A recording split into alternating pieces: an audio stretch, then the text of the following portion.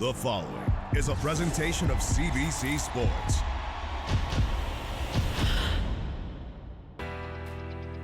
Montreal, a city rich in gymnastics history, has played host to the 47th edition of the World Championships.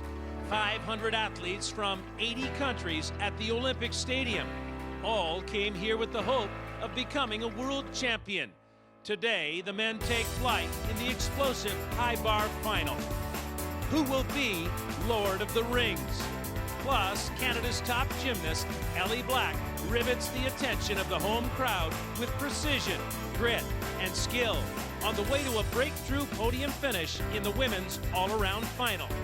It's a celebration of gymnastic success from Montreal.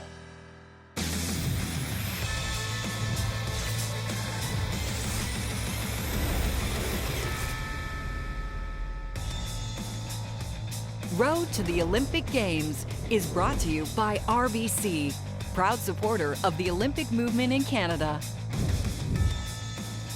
Montreal in the autumn of 2017, Canada's first Olympic city, hosts another global summit of sport. This time it's one of the world's most popular athletic pursuits, and it all unfolds in a historic setting. The Big O, the Olympic Stadium, buzzing again with fans of gymnastics. The 47th edition of the World Championships, the sport of human movement, returns to a place that made it famous.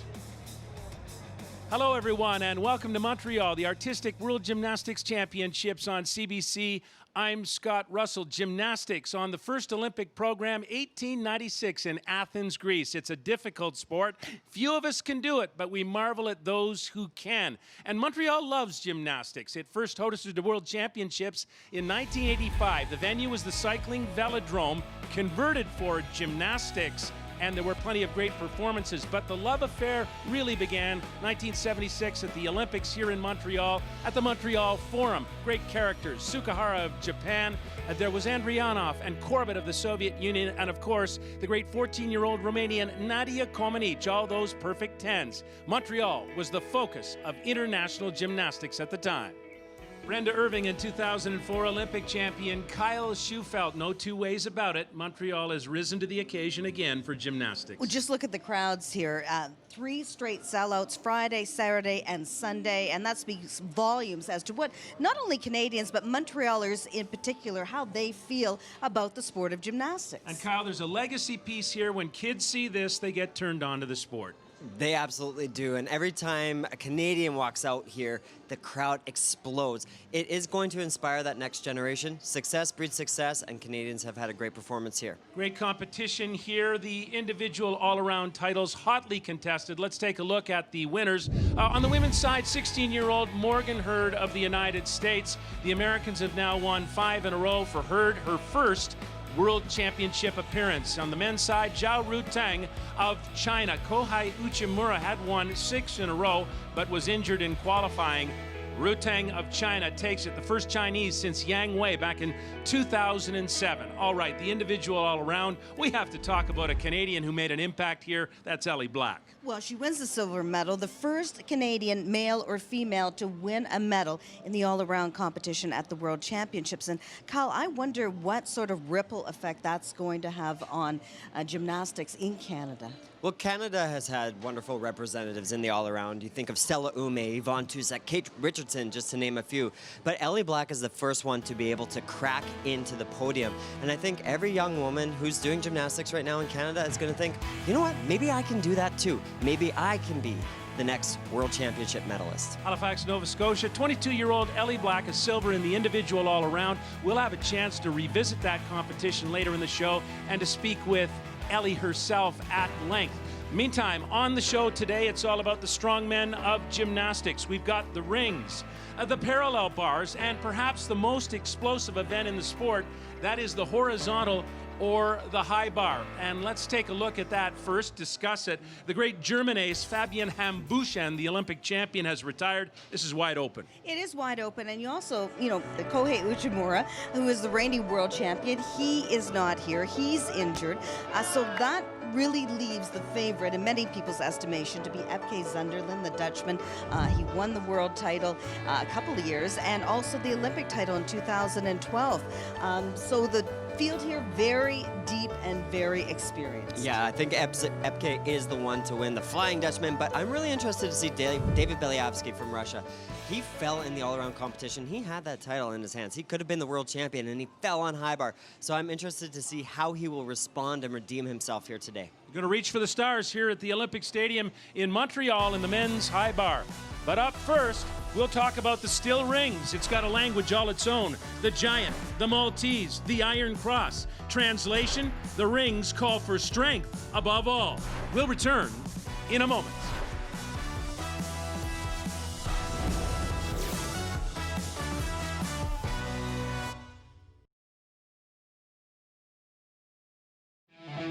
There's a great big world of gymnastics out there, and CBC Sports is the place to get all the latest info on the World Championships in Montreal. Former Canadian gymnastics star Alfie Schlegel relates in her Player's Own Voice piece how a trip to Montreal for the 1976 Olympics to see Nadia Comaneci inspired her career. There are informative stories about current Canadian pace setter Ellie Black and rising team member Shalyn Olsen that offer promise for Canada's future hopes. And you can learn how to become an instant expert on the sport. Those stories and a whole lot more available right now at cbcsports.ca. Welcome back to Road to the Olympic Games on CBC, brought to you by RBC, the World Gymnastics Championships from the Big O in Montreal. Strength and control required on the rings. It's a fantastic final. The entire Olympic podium from Rio has qualified. Gold medalist Eleftherios Petrounias of Greece. He also won the last World Championship in Glasgow in 2015. Now let's get back to Brenda and Kyle. Well, rings, Kyle, is another strength apparatus, and the new Lord of the Rings is Eleftherios Petrounias. He is the world, the European, and the Olympic champion. He has been so dominant over the past couple of years, and here at the World Championships, he is leading after qualification. He's got a style on rings that no one has been able to match. He keeps those rings so still, opens his hands. He makes rings look really artistic and beautiful. So if you want to be a finalist on this apparatus, it's not something you can kind of dabble in, is it?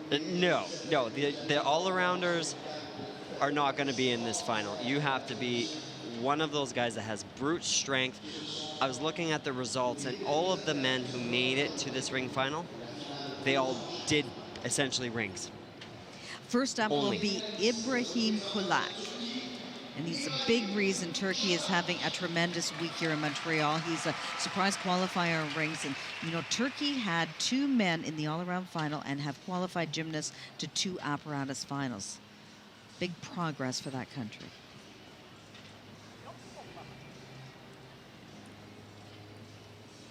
He has a great shot at the podium here. All of the top men are going to be performing difficulty values within that 6.2 to 6.4 range. So it's going to come down to the little things. The judges want to see the athletes hold these strength elements for 2 seconds. It's going to come down to the handstand positions and the landing on the dismount. Really nice use of the swing to strength requirement. Look how low his shoulders are. Perfectly in line with the rings.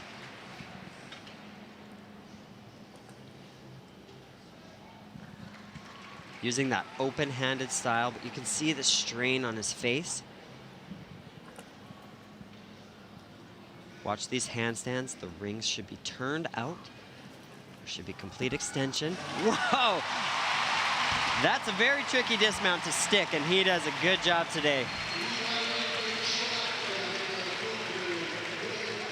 He entered this final in 3rd position, 3rd after qualification. His score was just slightly above 15 points.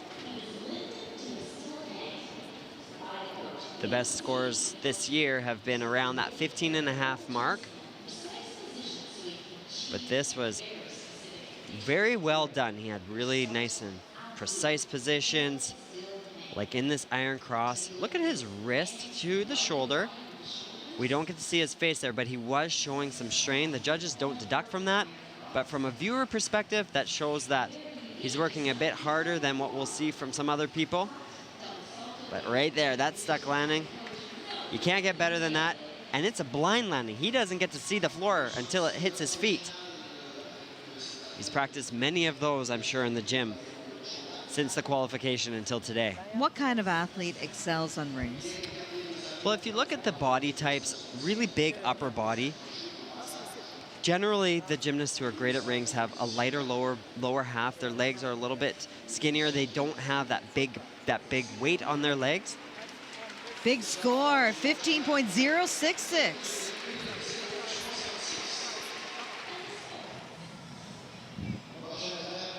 Arthur Zanetti won Brazil's and Latin America's first medal in gymnastics in the Olympic Games. That was back in 2012, gold on rings. And in Rio, he took silver on rings. And in Montreal, he's now the 8th and final spot into the rings final. He just squeaked in. He's got biceps the size of basketballs. But that holds him back sometimes. The line doesn't look quite as clean in the handstand positions. He's got brute strength.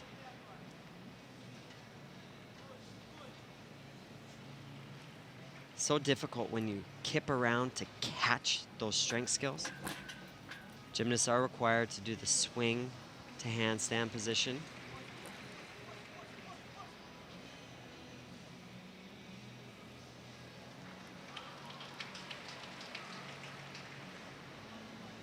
Closer to the end of the routine, these strength elements get more difficult to hold. Your muscles start tiring out. And there, you see the small adjustment in the elbows in the handstand. But rarely does this guy ever miss the opportunity to win a medal at the big events.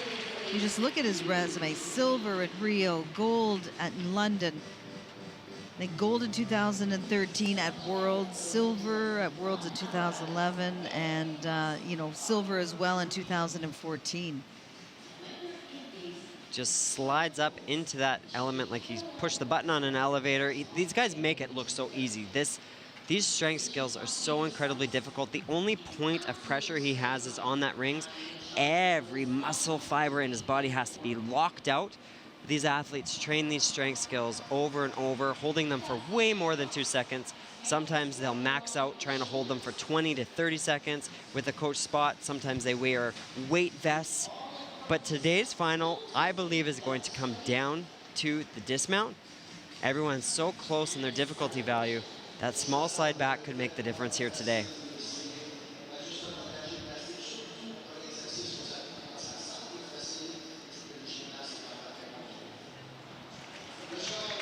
So 14.9, he's in third place.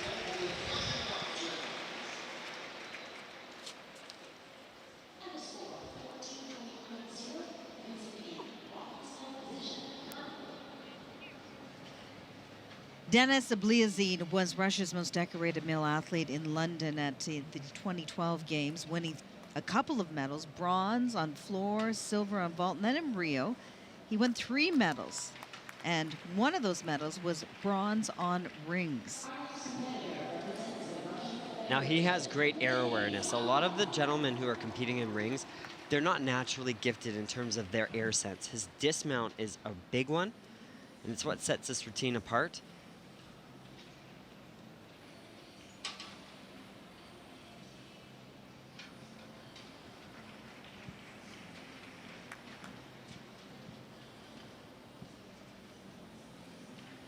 That seems to be a common strength skill at this World Championships. Gymnasts are required to do some sort of a swinging element.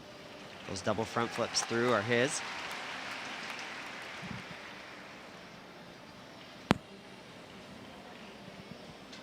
In today's world of gymnastics, a lot of the athletes are opening their hands on that iron cross to show that they're not using their fingers to create a bit of extra pressure on the rings.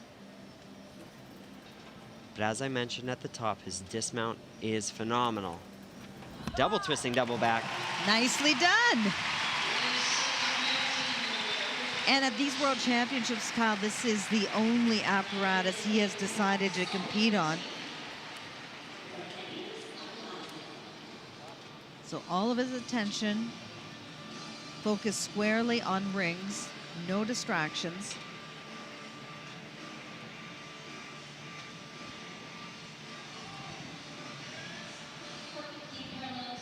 Really locked out nicely in that Maltese position.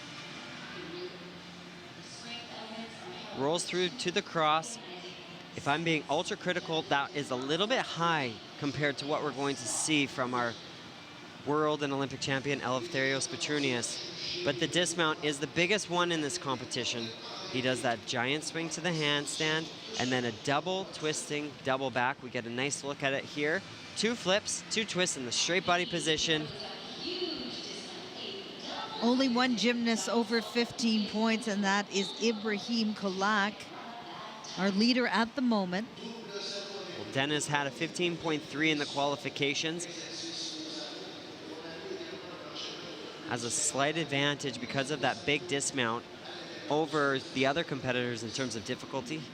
He's got a 6.3. 15.333. We have a new leader.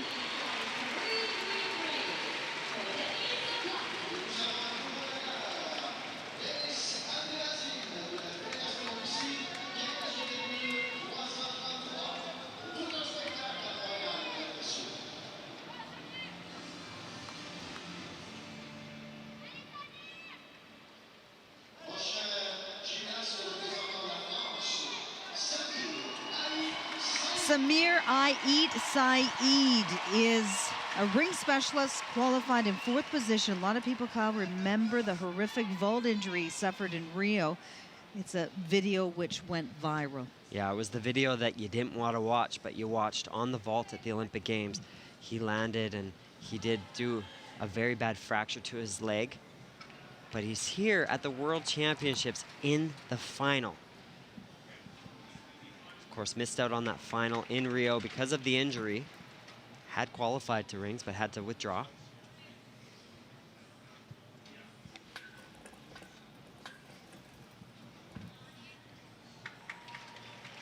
Really nice position there. Looks like he's floating. He's had a lot of time to work on the rings. See the open hand position, perfect straight line.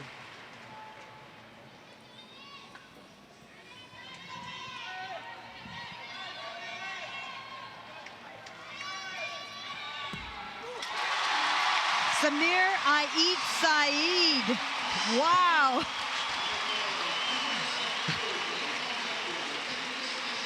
Oh, he's a character. You know, there's not a lot of oxygen that gets to your brain when you're doing these hard ring routines. Right. Sometimes you forget to breathe when you're pushing and trying to hold every strength elements with no deduction. But he became a star overnight at the Olympic Games because of that injury that he had. But as I mentioned, he had a lot of time to work on the upper body strength as his leg was recovering. I've never seen his strength positions look so smooth and so strong and controlled. It's kind of ironic. He's studying to be a physiotherapist. I'm sure he's seen a lot of those over the last year. Well, he said when he did land and he saw his leg look different than what it normally would, he knew exactly what the injury was, so he covered his eyes so he didn't have to observe it.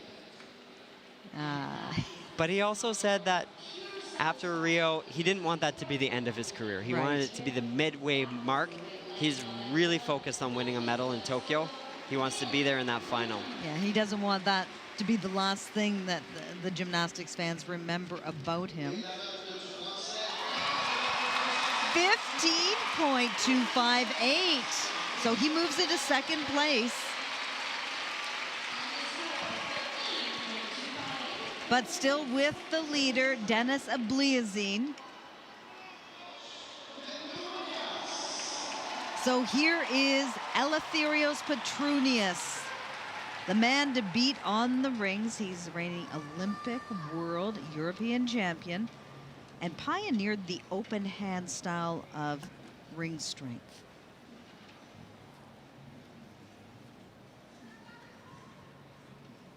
He makes rings look artistic. And he shows no strain on his face.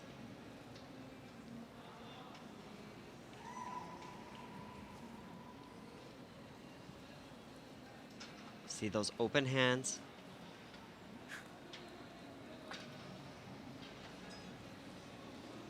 And that sets him apart from the group.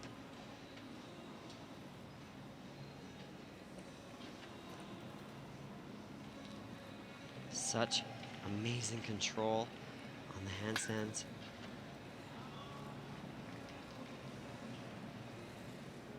Look at the iron cross. That's the way it should look.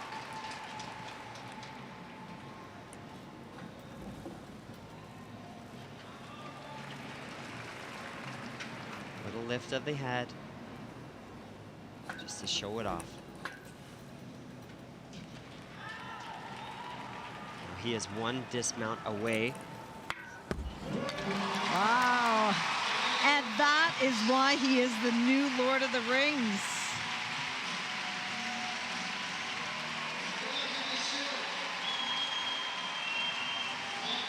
There's no one that matches his strength and his style on the rings. He doesn't have to open the hands. He doesn't have to lift his head, but he does to set himself apart. He makes it virtuous. And there's some originality there as well. Look at this roll into the planche.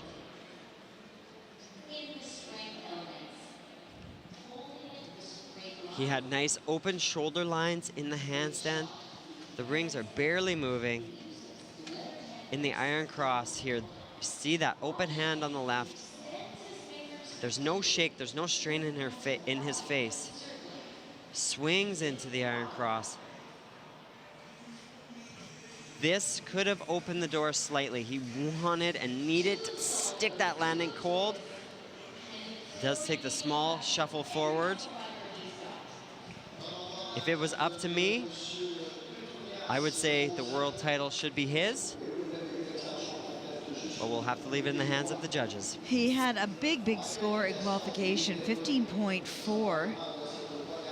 Right now, what he needs is close to that, because Dennis Abliazine has the lead, 15.433, enough to move into first place with one competitor left to come.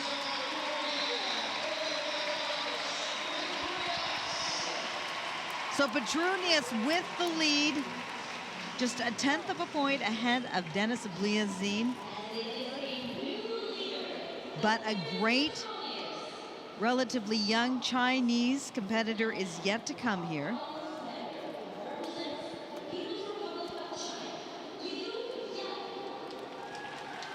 Liu Yang from Beijing qualified to the rings final in 5th position with a score just under 14, or rather 15 points. And he had everybody's mouths open wide in the training. Watch his inverted cross, the angle, and watch his head. Puts that head in. You see all of his hair there. Most of the gymnasts will have their head up slightly. Again, it's that virtuosity.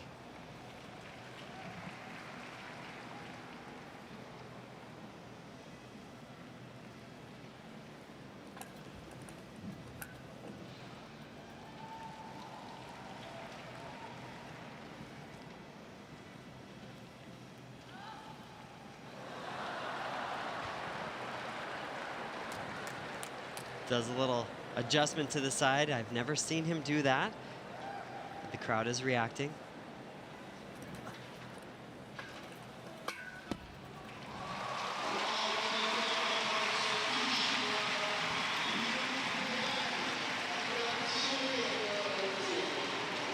He was a favorite to podium on rings in Rio, trying to bank on him bringing home a medal, but placed a disappointing fourth rather, and he wants to redeem himself here. There's the leader. How do you think he's feeling right now? Well, he's an event specialist. He came to this World Championships to make the final and to win the final. So Eleftherios Petrunius, I think right now he's feeling pretty good. This was a great routine. I love the way he does the inverted cross when he hangs right upside down. and puts his head in, it makes it that much harder. But if you're comparing apples to apples with Eleftherios, he just didn't have the same quality in the strength moves, in my opinion, and does have the same little hop forward.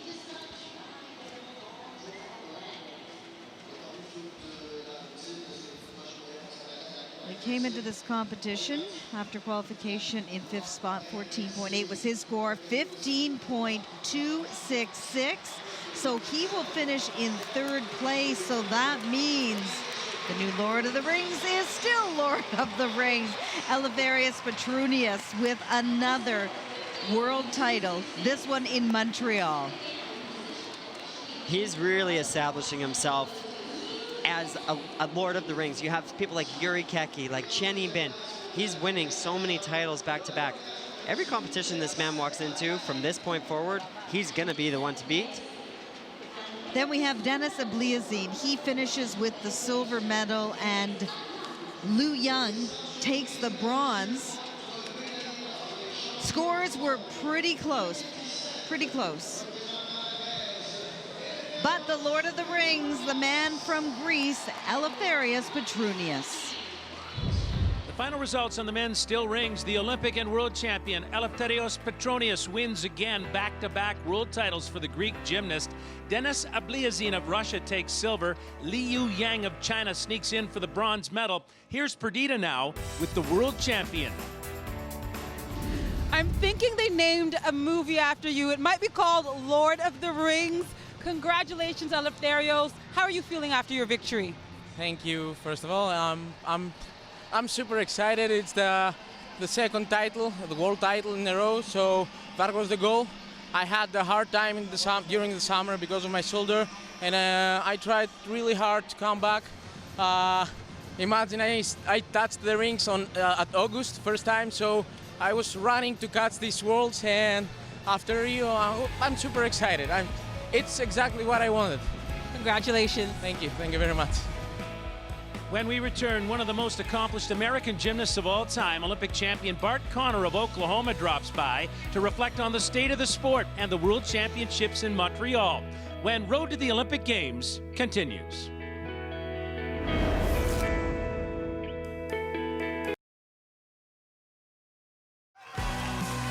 Get on the fast track to winter sports excitement on Road to the Olympic Games with CBC Sports. Figure skating raises the curtain on a new season with the first Grand Prix competition, the Cup of Russia. 2 Grand Slam of curling events sharpen contenders' skills, hoping to earn their way to Pyeongchang and the 2018 Winter Olympics. In November, World Cup bobsleigh and skeleton events thunder into the picture with North American stops, while the Alpine campaign gets rolling with back-to-back speed event weekends in Lake Louise. Experience a cavalcade of Olympic sports Saturdays and Sundays on Road to the Olympic Games. It begins Saturday, October 21st. Welcome back. Road to the Olympic Games on CBC and the 2017 World Artistic Gymnastics Championships from the Olympic Stadium in Montreal. Here's 2-time Olympic champion Bart Conner of the United States back in Los Angeles, 1984. Team gold for Bart, along with his USA mates, and the parallel bars gold medal. It's great to see you, Bart. And you too, Scott. I'm glad I ran into you on the concourse yesterday.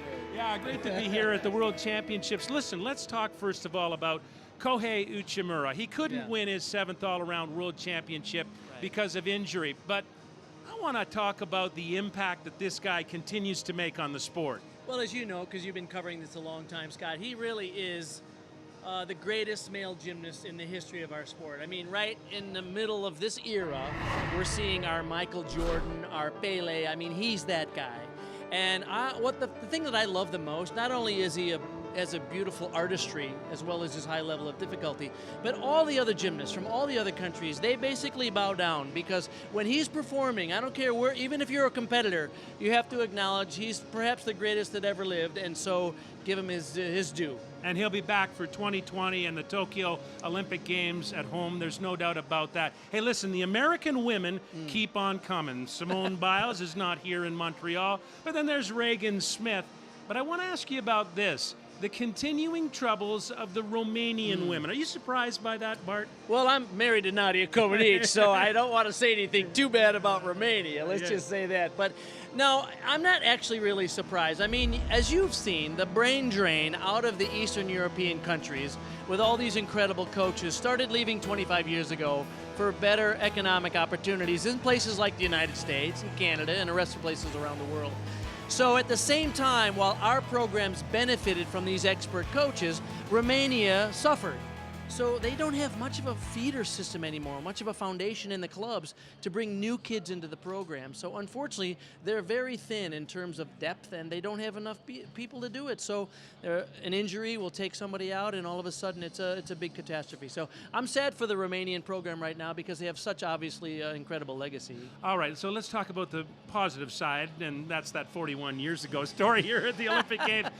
But being back in Montreal, and you know, we call this the first city of gymnastics in Canada.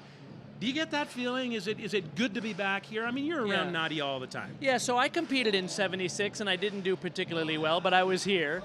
And of course, I was like everybody else that was captivated by her perfect tens and just how amazing she was. She was better than most of the guys.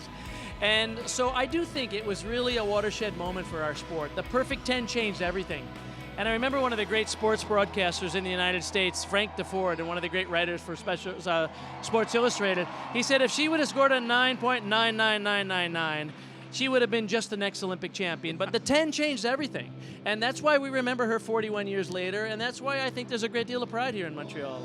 One last one for you, Bart, and that is the way that gymnastics is going, as are a lot of other sports. Yeah. It's a big show. There's lights. They're doing an arena event here. Yeah. Do you like that? Does it make the sport more accessible to more people? Well, I hope it does. Obviously, I saw this kind of production in Glasgow in 2015, and I thought it was great. So I do think our sport needs to keep up with the times, so I think it's okay. I do have some concerns about our sport. There's a lot of danger, a lot of injuries here now. There's such an emphasis on difficulty rather than artistry that I think it's changing our sport, not necessarily for the good. So I love gymnastics, and I'm obviously one of the ambassadors of the sport, and I hope they keep mindful of the fact that it's a beautiful artistic sport. Yes, we want to accommodate high-level difficulty, but it always has to be done in a safe environment. Hey, Bart, always glad to see you, and especially back in Montreal. Thank you, Scott. Happy to see you, pal. There you go. Bart Conner of the United States will return to the World Artistic Gymnastics Championships from the Olympic Stadium in Montreal in just a moment.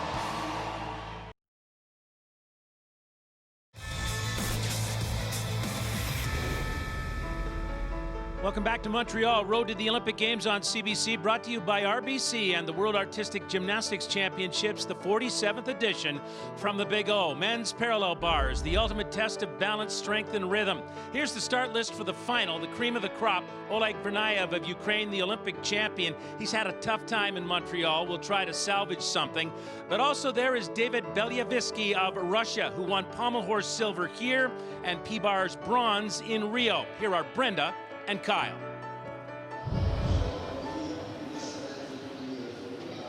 Well, Zhao Jingwan will be the first one up here on this parallel bars final. And he doesn't have, Kyle, a whole lot of international experience, but he caught your eye.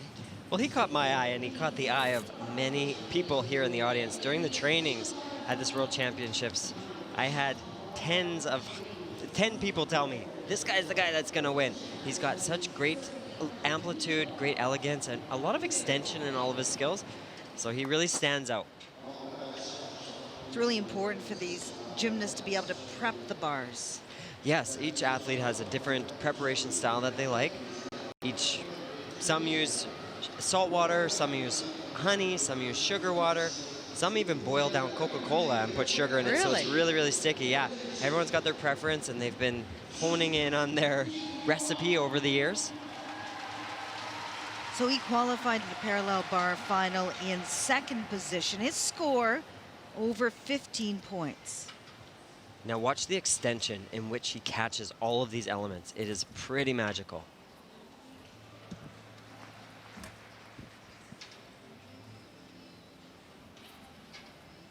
Beautiful.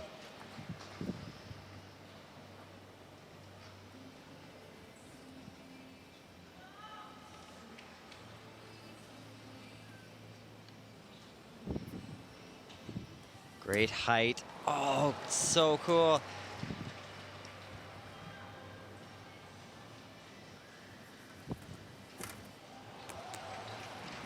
He's on another level on this event. He gets so much amplitude and pop in the bottom of those bars.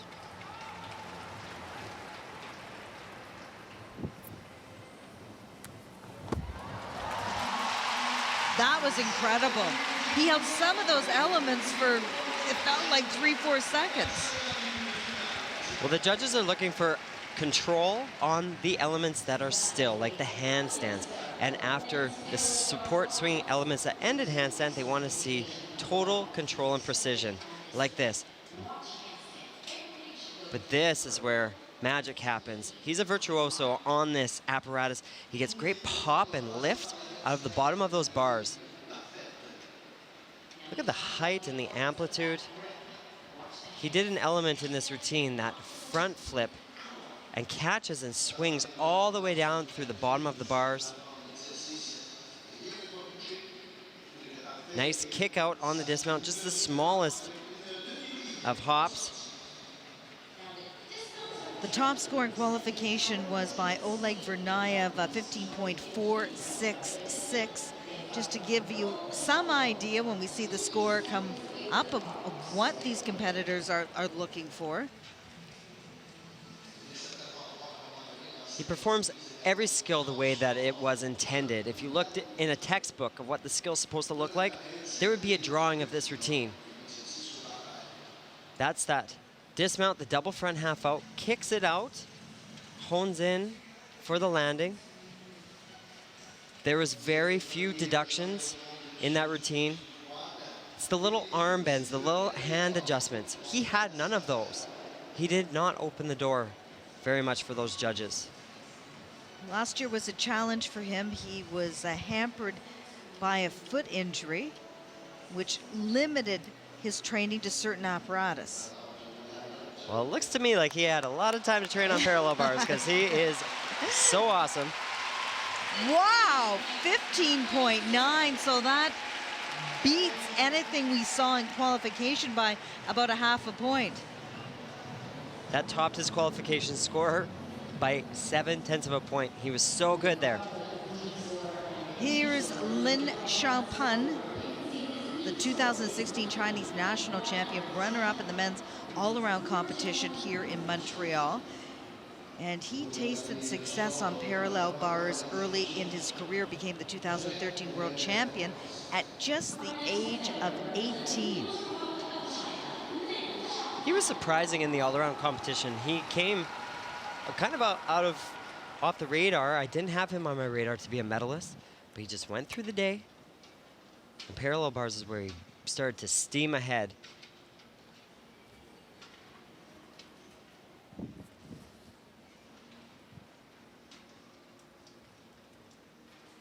He is a world champion on this event, 2013. He's got a lot of variety in the routine.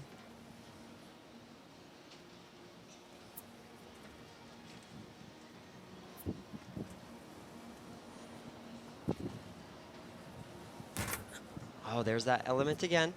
The Chinese team sets the standard on parallel bars.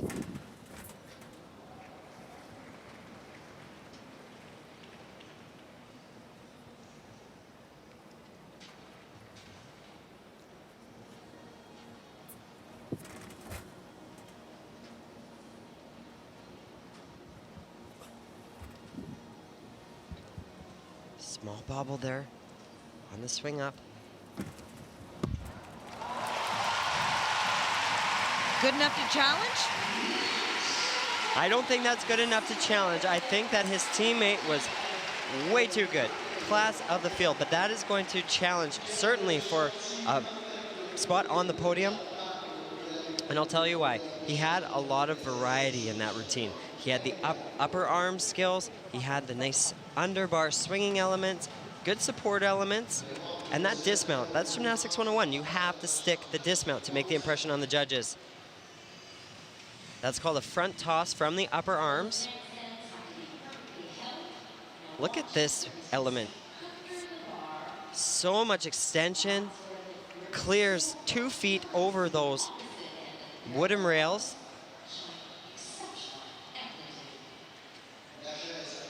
None of these skills are easy to perform, but what I love about the Chinese team on parallel bars is that they do it with something extra. They put something special on all of these elements.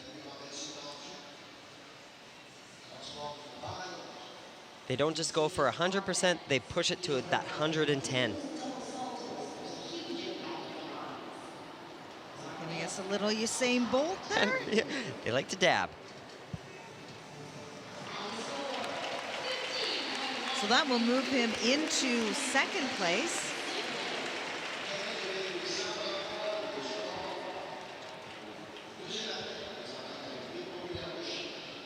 There he is with his teammate, the leader right now, Zhao Jingwan. Just 19 years old, in the lead. One of the biggest scores we've seen. This is the first of 2 times that we are going to see David Believsky today. He's also competing in high bar, and he had a disappointing finish in the all-around on Thursday. Fell on high bar, finished 4th. But yesterday, he won his first world medal. That was a silver on pommel horse.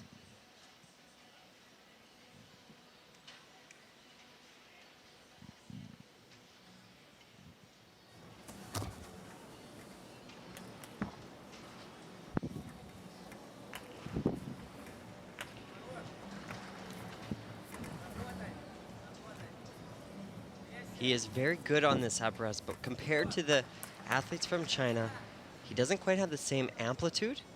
He's going to have a nice difficulty score. He does build up good difficulty points. Really jam-packs this routine. But when it comes to the extension, in direct comparison to the Chinese athletes, he doesn't quite have what they do.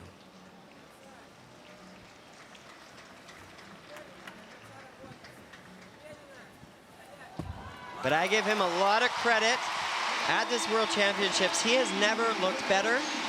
That fall in the all-around competition was heartbreaking. He was devastated. But he's come back in these finals, and he's a fighter.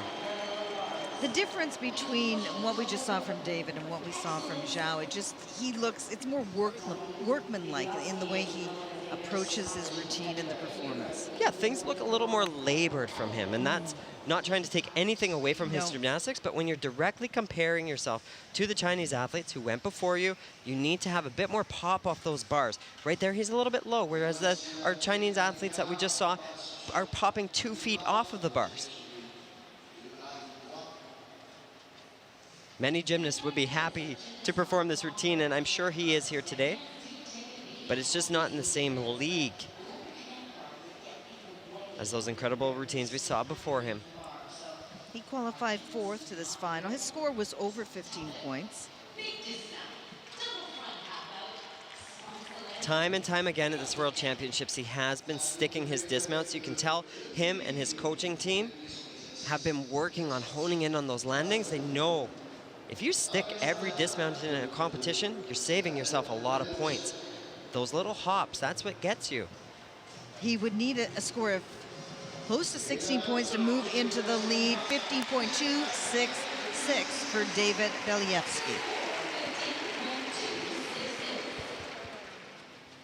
Oleg Vernayev is the reigning Olympic champion on this apparatus. He's also the reigning European champion, and he won the world title as well back in 2014. But he struggled in the all-around competition, placing 8th. Also was disappointed with his 7th place finish on pommel horse yesterday. Brenda, he surely has an opportunity for the podium here today. And I know he wants to salvage this World Championships and redeem himself.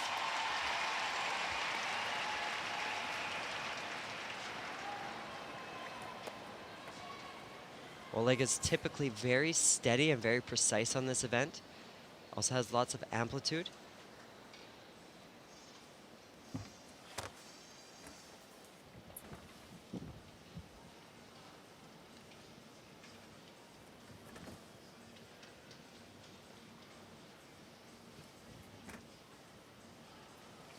Nice combo.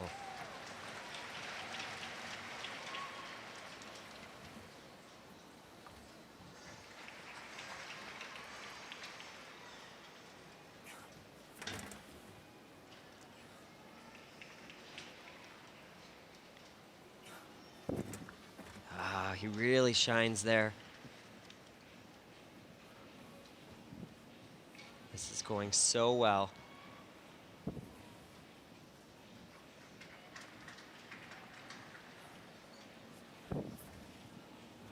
He's got to stick this. Nicely done, looking like the Oleg Vernayev of old.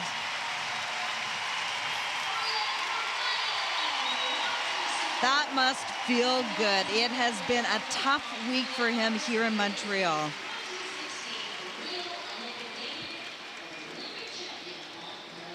He didn't look like himself throughout the qualification and the all-around competition.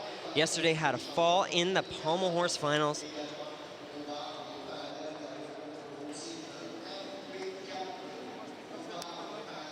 But this parallel bar routine shows why Oleg Vernayev is the Olympic champion. He was so steady, so precise. He took his time. His difficulty value is quite good.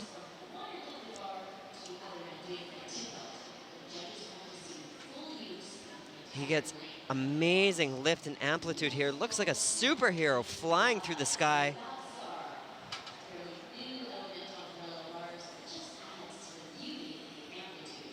He just couldn't find the momentum this week, but what an exclamation mark here on his World Championships. But he has a monster score that he has to match. It's 15.9.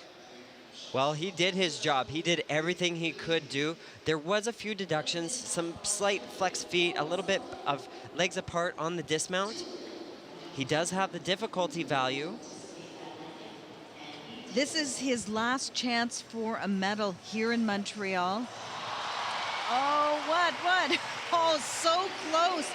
15.833, just below Zhao Jingwan's score. But what a performance, and what a comeback in what has been a tough time at these World Championships. And look at the difference in the scores, just fractions of a point.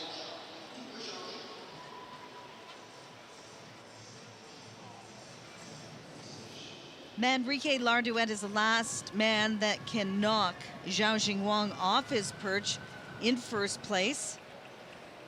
Manrique qualified to the all-around finals in top spot, posting the highest combined score, but then dropped to 5th in the all-around final. And then he finished a disappointing 7th in the men's floor final.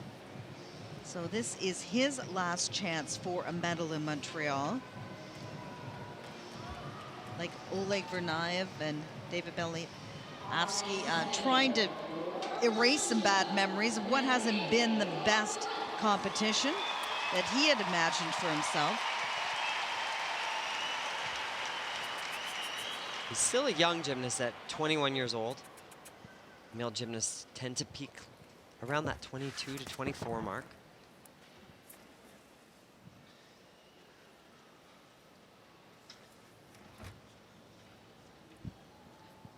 Small hand adjustment.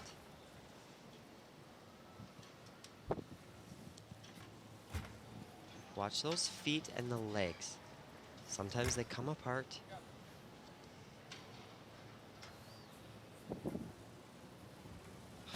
Big height on that skill.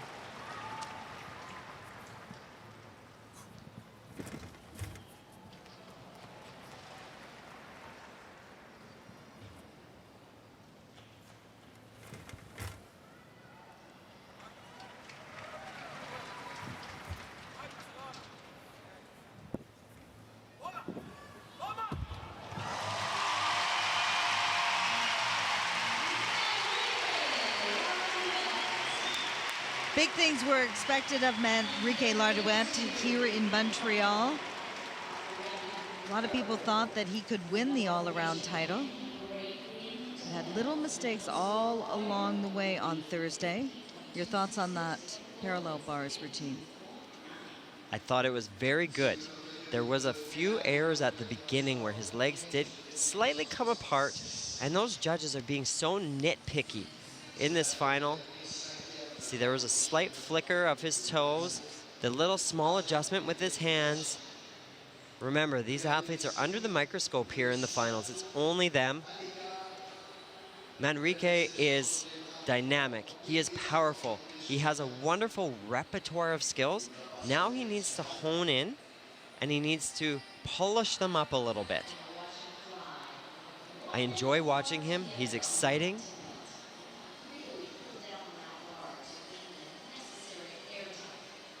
And I think that he's going to be a big force as we move forward through this Olympic cycle. Well, Cuba not known for its gymnasts, and finding the training partners, and maybe sometimes, well, I was going to say the coaching, but we know they're passionate. But finding the coaching he needs may be a challenge.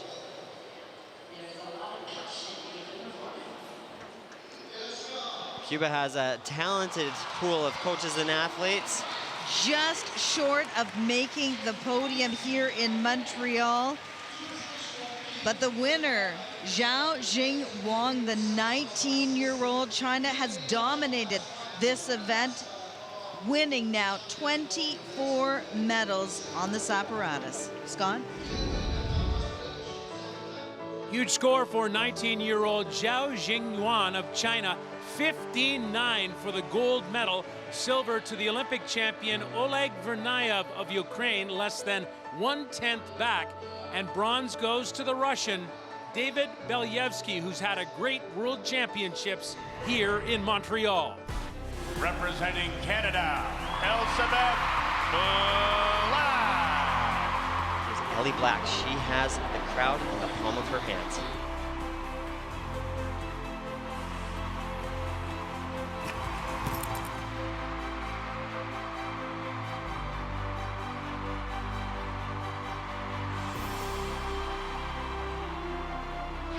What a night for Ellie Black, and what a night for Canadian gymnastics. Next, a reflection on Ellie Black's all-around journey here in Montreal.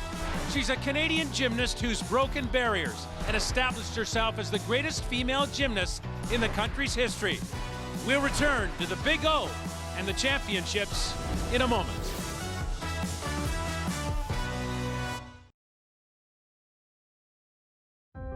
From Moscow, Russia to Nagoya, Japan, with worldwide stops in between, the world's most illustrious figure skaters are set to embark on the ISU Grand Prix Series on Road to the Olympic Games.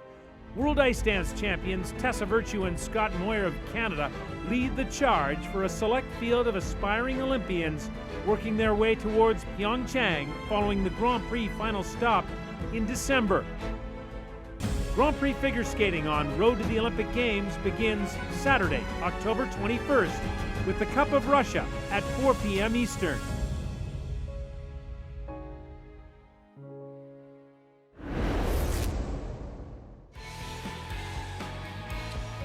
Welcome back. Road to the Olympic Games on CBC, brought to you by RBC, the World Artistic Gymnastics Championships from the Big O in Montreal. Throughout the championships, young Canadian women have been turned on to the sport, and why not? 22-year-old Ellie Black of Halifax, Nova Scotia, has made a breakthrough here. She won a silver medal in the all-around competition. That is a Canadian first, male or female. And Ellie Black is a pioneering Canadian gymnast. She's been a Commonwealth Games champion, Pan American Games champion. She was 5th in the all-around at the Olympic Games in Rio in 2016. No Canadian has been that high. But it got off to a rocky start here in Montreal. There's a fall on the balance beam in warm-up. Her coach, David Kikuchi, is right there. Ellie came up favoring her right shoulder, shook it off, and stayed in the competition. Ellie Black qualified for the individual all-around final in 3rd spot. And so as competition began, the moment was at hand. History could be made. And here's how Brenda Irving and Kyle Schufelt called it. Ellie has looked fantastic here in Montreal, and there's a crowd of 10,000 people here. And when you ask any of the people who their favorite gymnast is, it is Ellie Black. She has the crowd in the palm of her hands.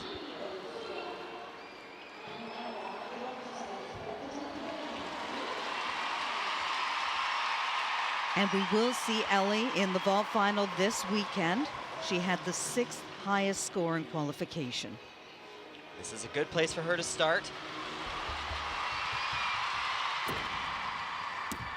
Wow! What a way to start off this competition.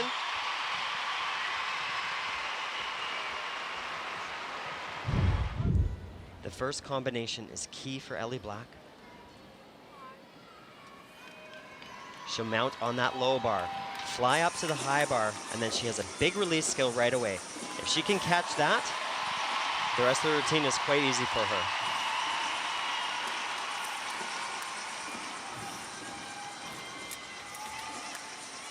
Here it comes. Fingertip control.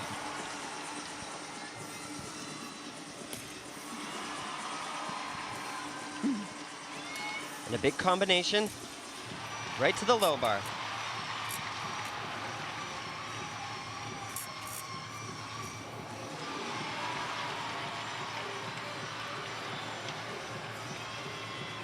Only the dismount remains.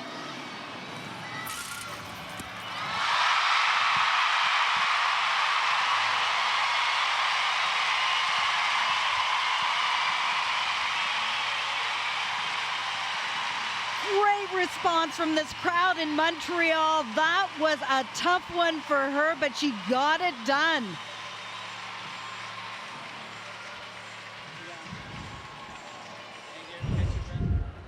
This is a specialty of hers, the beam. And she starts things off with this mount. It's a new mount for her. It's very dynamic and powerful.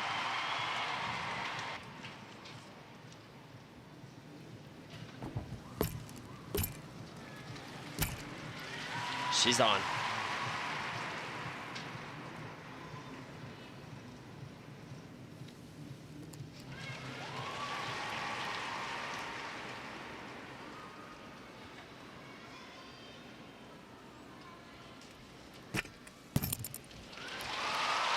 She is attacking these landings.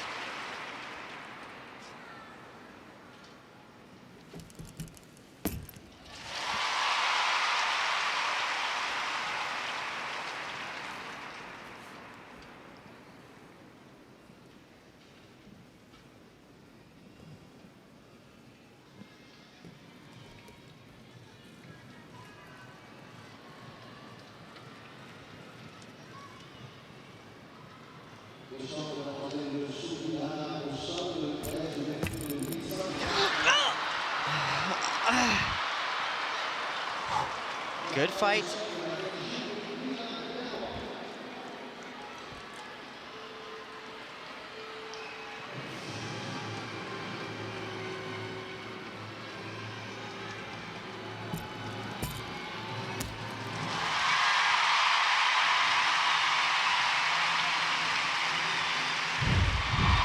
Nail this routine, and she likely will win the world title.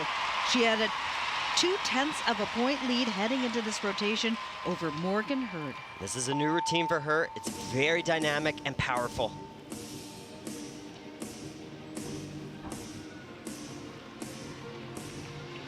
The only one in the world to perform this opening pass.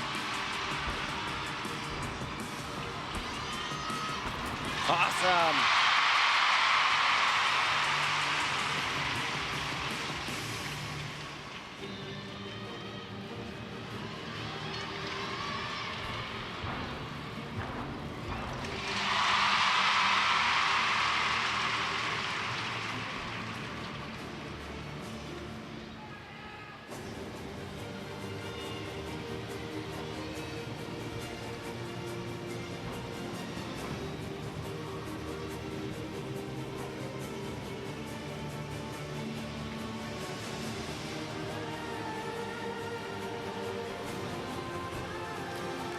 Coming up is her final tumbling run. Which one will she do?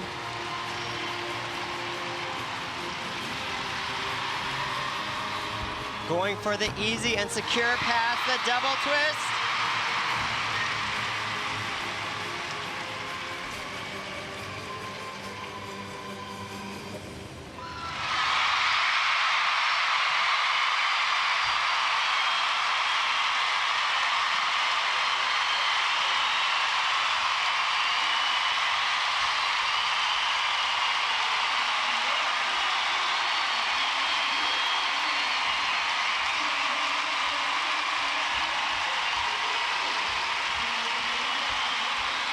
What a night for Ellie Black, and what a night for Canadian gymnastics.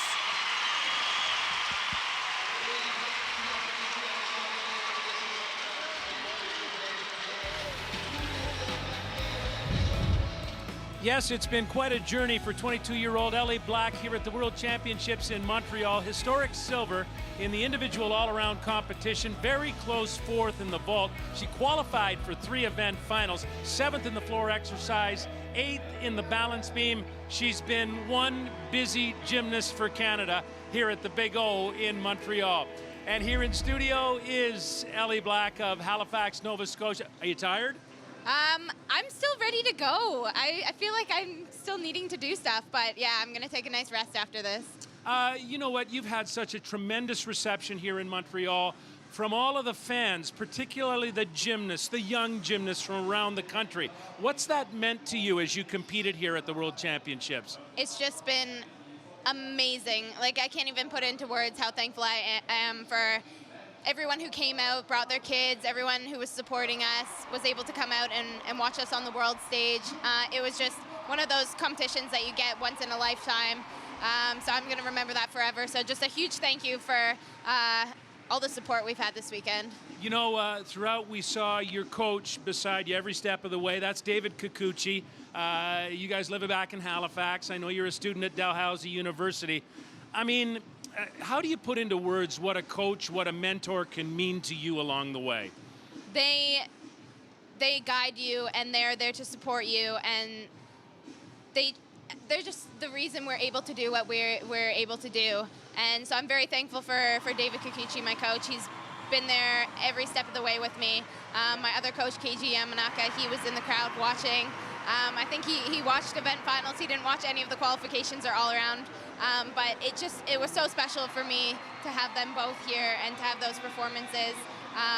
You know, I wouldn't be where I am today without them. So a massive thank you to them, and to our national team coach as well, Dave Brubaker. He was amazing. He supported us along the way, and all the coaches across Canada. I've worked with so many of them, and they've helped me in so many ways. So this is a win for everyone. Listen, a couple of quick last ones. You made a decision to stay in Canada, not to go to the United States. As I said, you're a student at Dalhousie University. Why did you do that? I wasn't ready to be done competing for Canada, and you know, I wanted to get those experiences, compete at those World Championships, and compete at those international competitions. And you know, I love being at home. I love competing for Canada and training in Halifax, and you know, it's been such a great decision, and the NCAA in the States is amazing, but I'm very happy with staying in Canada. I have one last question. We have 30 seconds, Ellie. Everybody wants to know, A, are you going to the Commonwealth Games, Gold Coast, Australia? B, are we going to see you in Tokyo in 2020? I'm working towards the Commonwealth Games, and I'm just taking it day by day. We're going to see where this journey takes me, and I just love doing gymnastics, so that's why I'm still here. Hey, Ellie, congratulations. You're a great champ. Thank you. Ellie Black of Canada, silver in the individual all-around here in Montreal. Up next, we're going way up to the high bar. It's the culminating event of the championships. Anything and everything can happen. We'll return to Montreal in a moment on Road to the Olympic Games.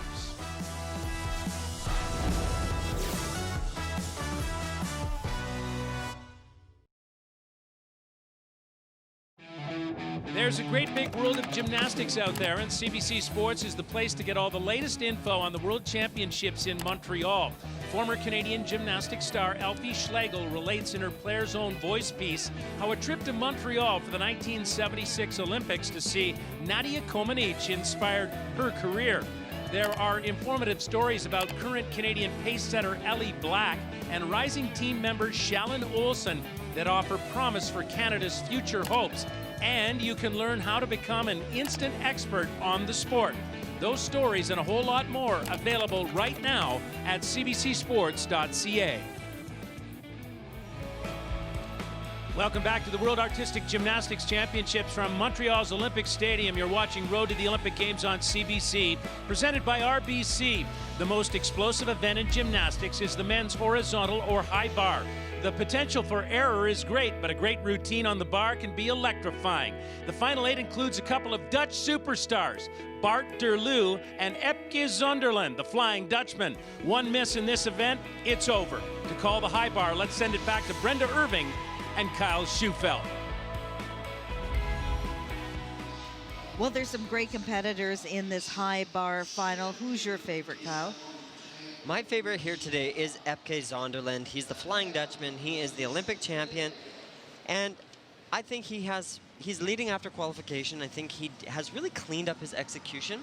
He's got a very big difficulty value. And he does it quite well, so he's my favorite. Well, this is his teammate, Bart Conner, really inspired by Epke Zonderland. Brenda, you said also was in this final. And I was going to say, in the training, he had a very scary fall. He actually missed one of his release skills and did hit his head on the mat. He actually got knocked out for a moment. Woke up, they checked him for all the concussion signs. He was able to get back up. But he said he had a headache after it for a little bit. He qualified to the high bar final in 6th position. And this event is all about those high-flying release skills.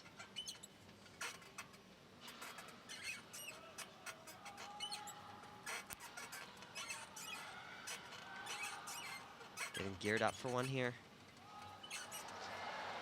Oh, does it in combination.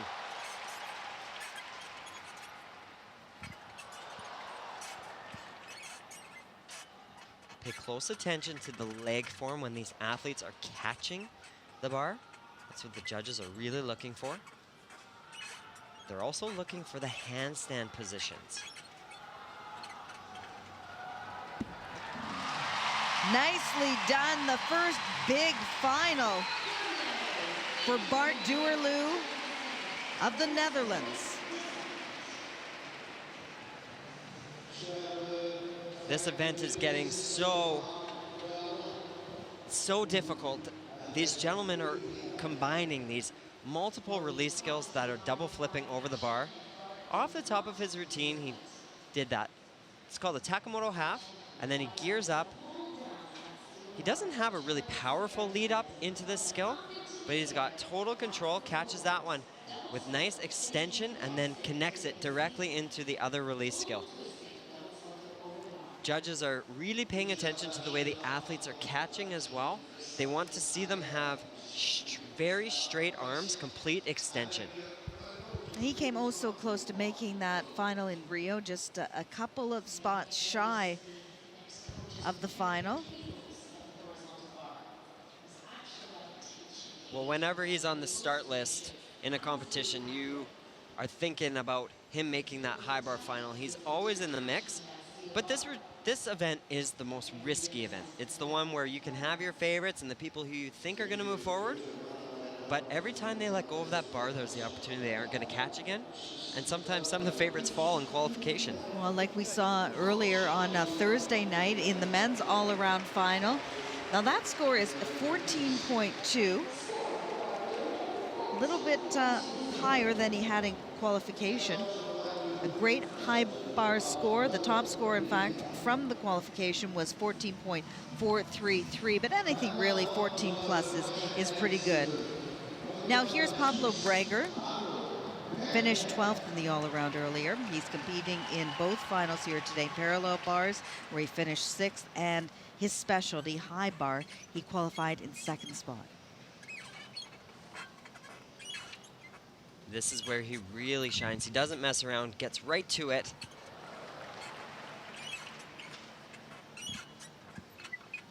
Watch the legs when he catches. Beautiful form. And watch the extension. Nice.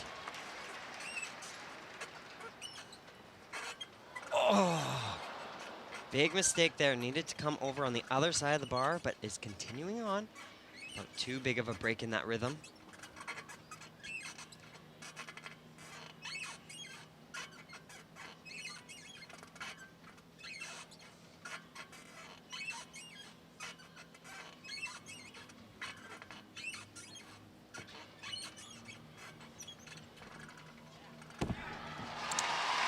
He's the reigning champion, the European champion on high bar, just won it earlier this year. But those mistakes will keep him off the podium today, one would imagine. Like we've seen so many times in these finals, you never know what could happen, so you have to fight through until the end. He didn't fall, but he did have a mistake. It was so exciting off the top. Look at the leg form when he catches these release skills.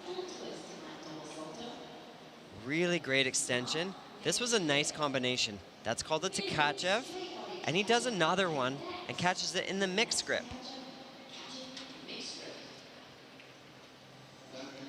By combining those two skills, he's building up some connection bonus. The only way you can get extra difficulty points nowadays by connecting is through doing the release skills.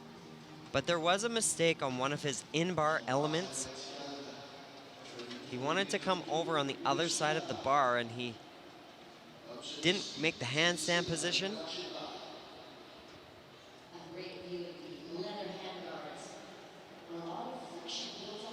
Well, he was coming off that high of winning that European title. He said it was felt a turning point in his career.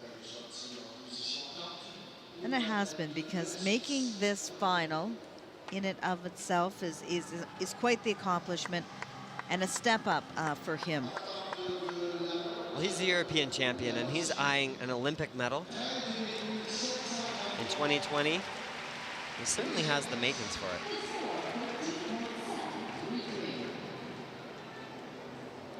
Remember, they're looking for a score above 14 points.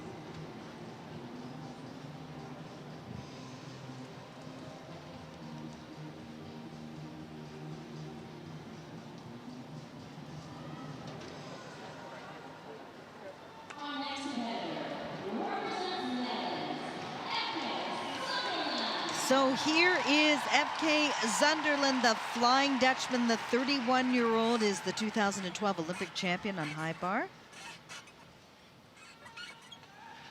He's earned the nickname the Flying Dutchman. And there's a reason for that. It's coming up right here. Oh, so good. Oh, fights.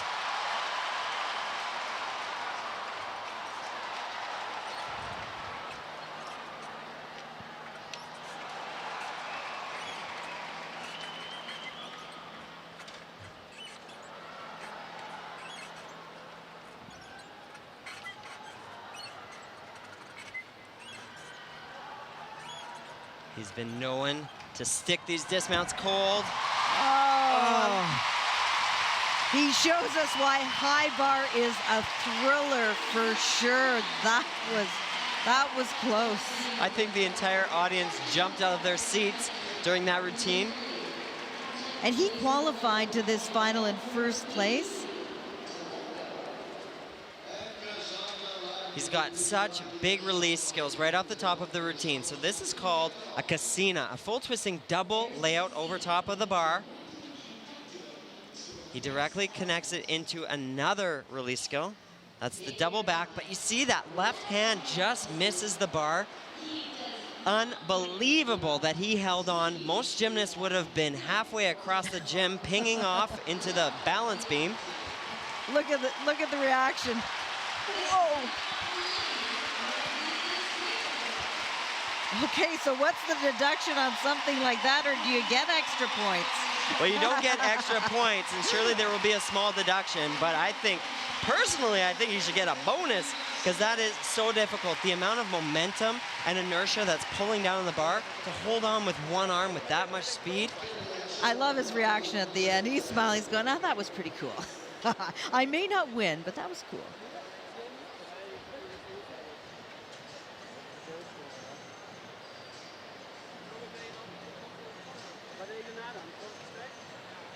That's why we love high bar. Anything can and will happen. And as an athlete, when something like that does happen, your mind starts going a mile a minute, because it isn't the norm. That doesn't happen often for him in training.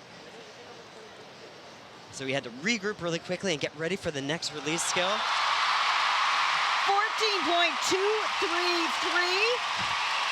First place. Net execution score 7.7. It's just a little bit lower than he did in qualification, so they didn't harshly deduct him for that move. He's feeling pretty good.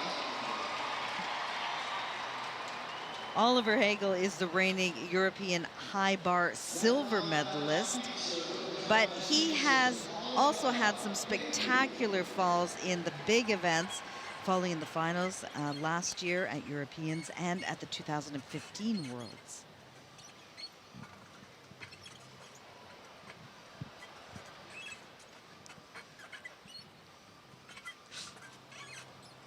He's really having to improvise here.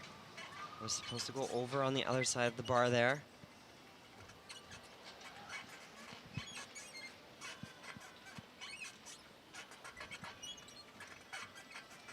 Right in the handstand, that's the way it's supposed to be done.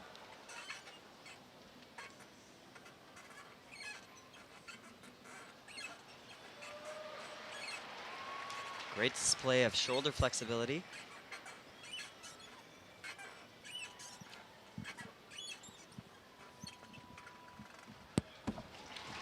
Oh. Well, he had some struggles in that routine, Brenda. There was a few minor adjustments, missed some of the directional routes that he wanted to take. A lot of improvisation today.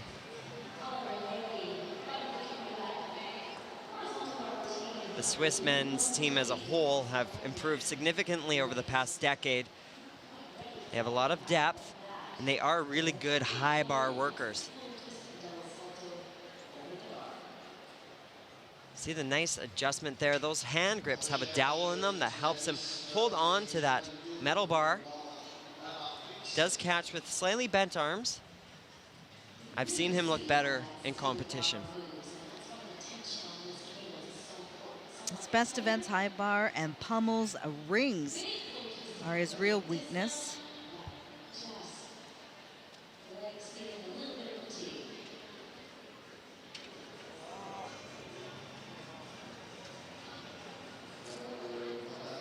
Epke Sunderland, the leader right now.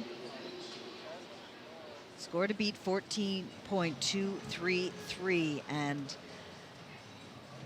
I'm sure his score nowhere near and below 13 points. We will return to Montreal in a moment with more from the World Gymnastics Championships.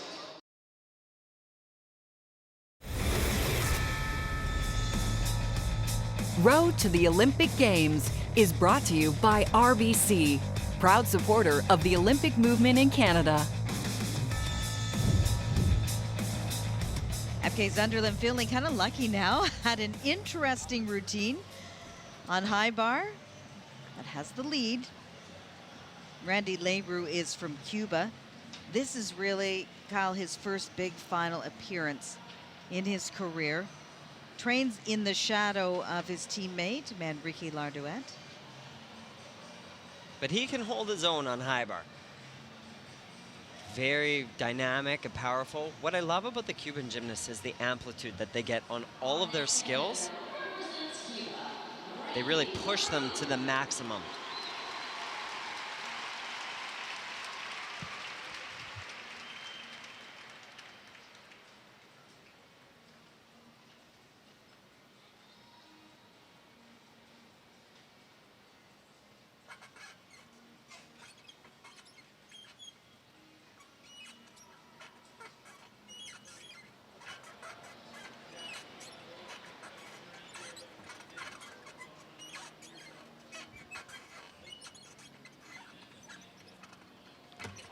Awesome.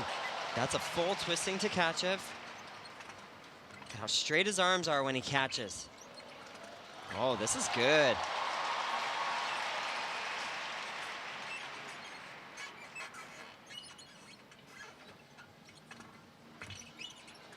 Taking it to the max.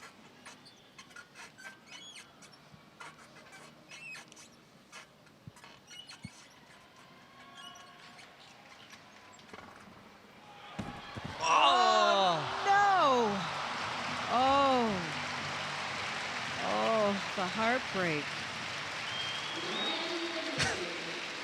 It looked like FK Sunderland was going to have a challenger, but right up until the end, Randy Leroux with some support from this Montreal crowd.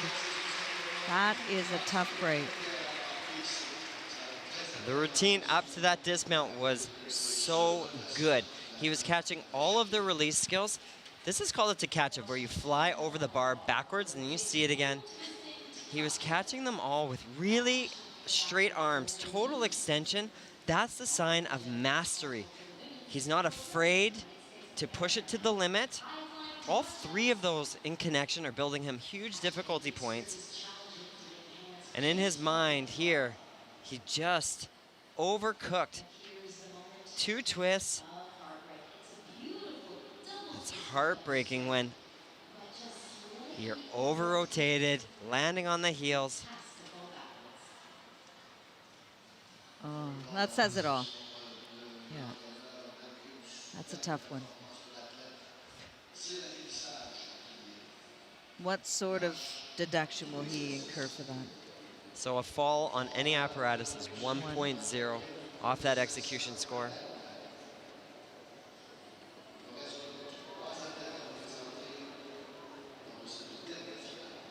Randy qualified to the final in 7th place. His score was 14.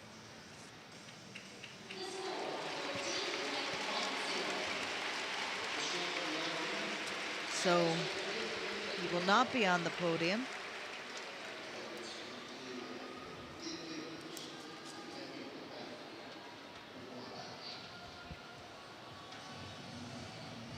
This is Haitaka Miyachi of Japan, 23-year-old.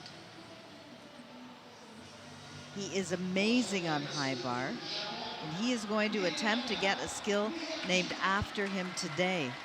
We'll see if he does it. He didn't do it in the qualification. It is a double twisting, double flip over the bar in the straight body position. Another gymnast from Germany has also tried it, but did not successfully complete it. So if he does it here today and catches it, it's going to be named in his honor.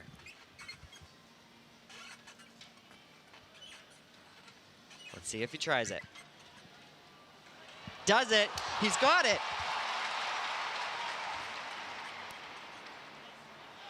Oh!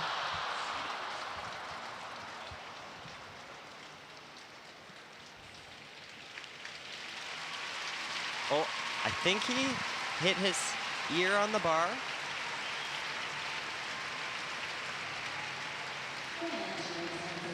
When a gymnast falls in their routine, they do have 30 seconds to remount. Of course, if they're injured, then the routine is terminated. He's got to redo his grips. He did have tape around them, so they didn't come undone during the routine, but looks like he's going to remount the bar.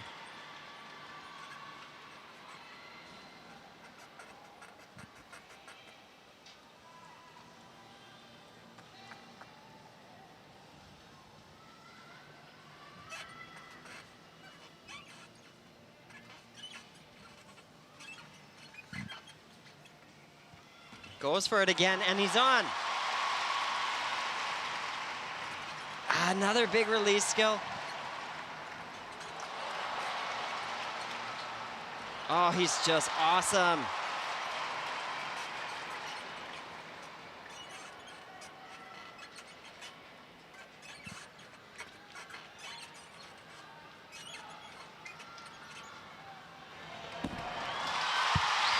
Well, he does the Miyachi twice.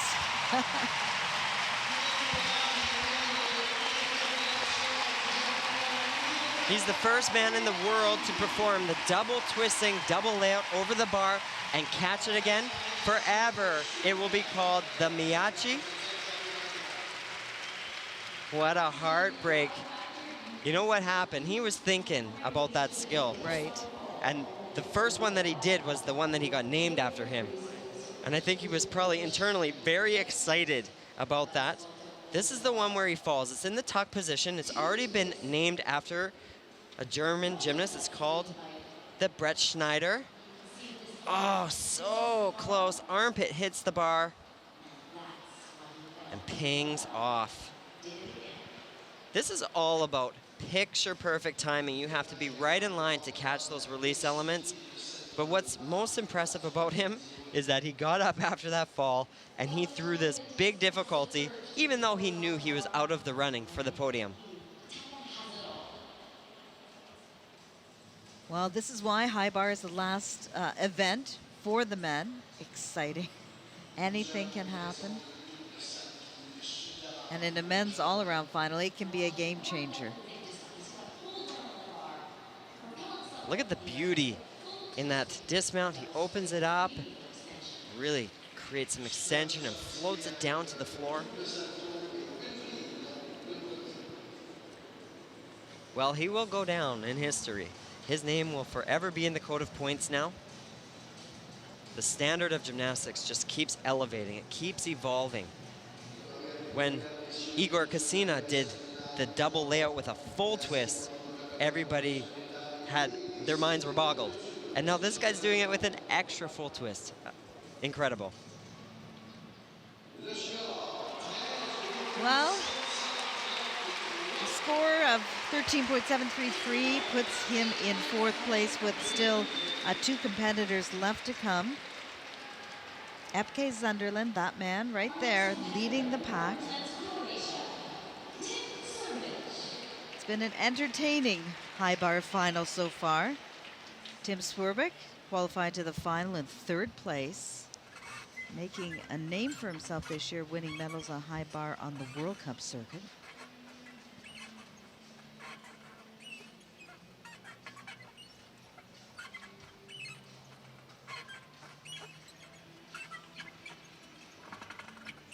Oh, great lift on these elements.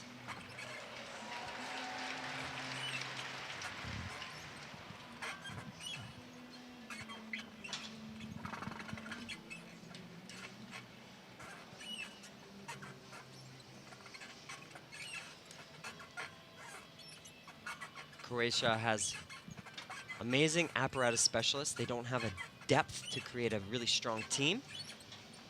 But on high bar and pommel horse, they're always great. Well, and that was super clean.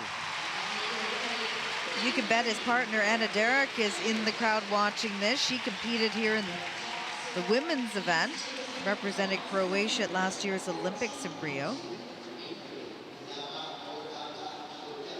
He builds up his difficulty through those Tkachev-style release elements where he flies over the bar backwards. It's called a tap. He does a big arch in the bottom and explodes. The bar slingshots him up. He had really great timing on all of those.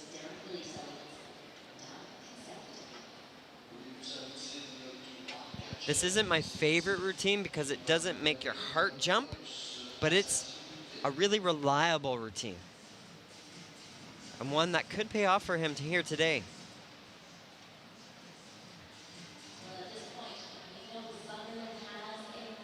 That's called a Tongfei tap. Big arch in the bottom. Does a full twisting double layout. The smallest of steps over to the side, but he knows. The name of the game on high bar in the finals is to hit your routine.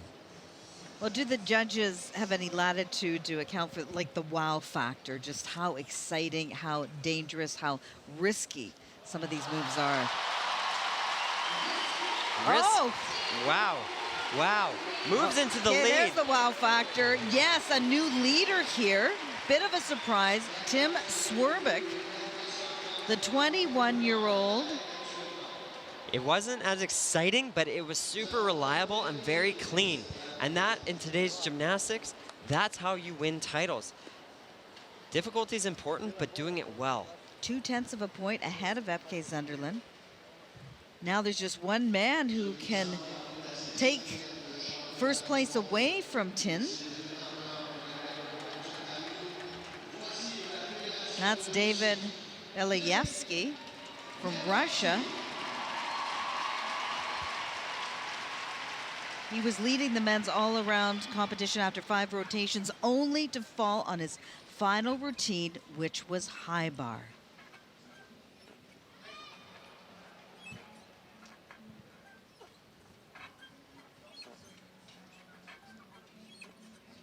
He also uses those to-catch-up style elements to build up his difficulty score. Oh!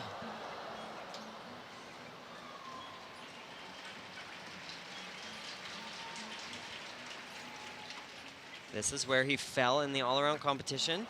No problems today. And this is a crowd pleaser.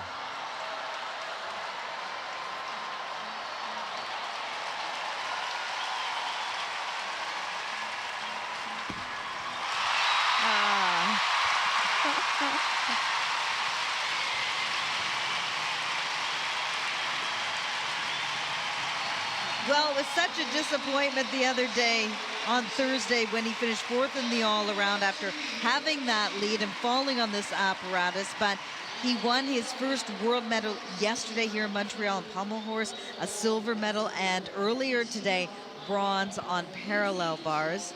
So he will not be leaving these world championships empty-handed. Well, good for him for redeeming himself on that element that caused him trouble in the all-around competition. This one, with that cross grip, that one hand slips off. It will be interesting to see if the judges do give him credit for that. I don't think they will. But isn't it funny how these athletes do the big release skills and this type of element, which is not as difficult, but looks so visually appealing that audience cheers louder for that than they do for the big releases.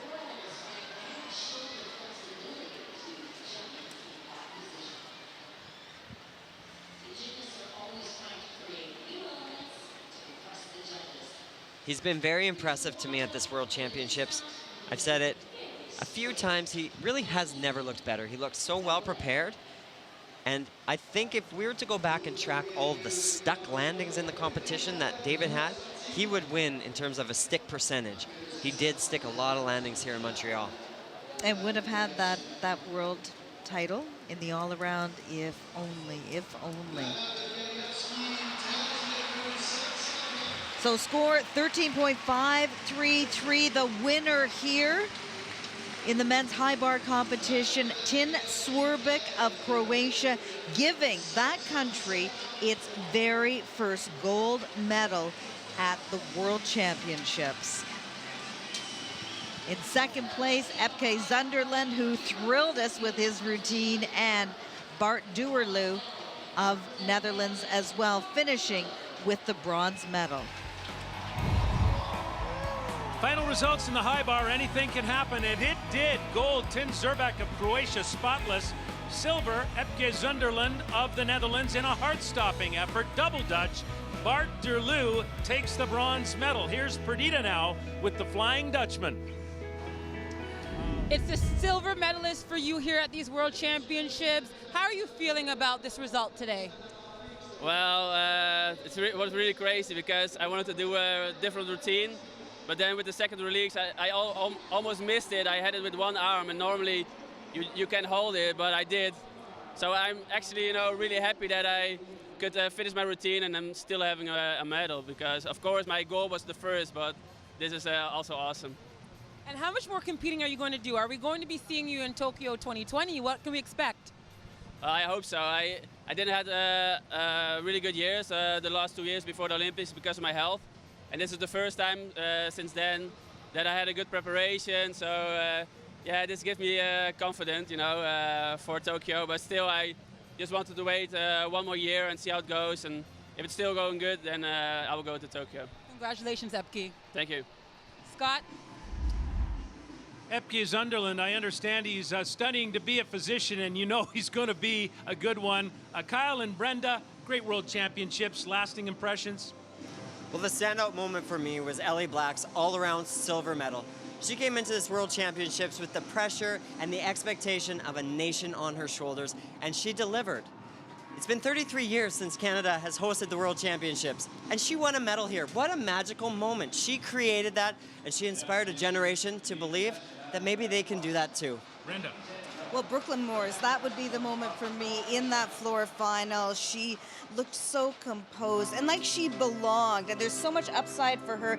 It makes me excited about what is possible in 2020. You got Brooklyn Morris and Ellie Black. Wow, watch out. What a team. You know what does it for me? They all live on the edge, the presence of mind to make those decisions in front of 10,000 people, all by themselves out there. Ellie Black in the all-around competition, the presence of mind to stay on the balance beam and protect that medal. And then how about Epke Sunderland? He catches that high bar. You know what? It's so exciting, and it's just great sport. We hope you've enjoyed our coverage of the 2017 Artistic Gymnastics World Championships from Montreal, as new all-around champions were crowned and we were treated to so many outstanding performances in the Apparatus finals. This evening on Hockey Night in Canada, the Maple Leafs are in Montreal against the Canadiens at 7 p.m. Eastern, followed by the Senators visiting the Oilers in Edmonton. Next Saturday, Road to the Olympic Games features figure skating at 4 ET and will present the Grand Prix of Russia from Moscow. Canadians represented in the pairs, men's, and dance disciplines in the season-opening ISU Grand Prix event. For all of us, thanks for watching, and we'll see you next time on Road to the Olympic Games.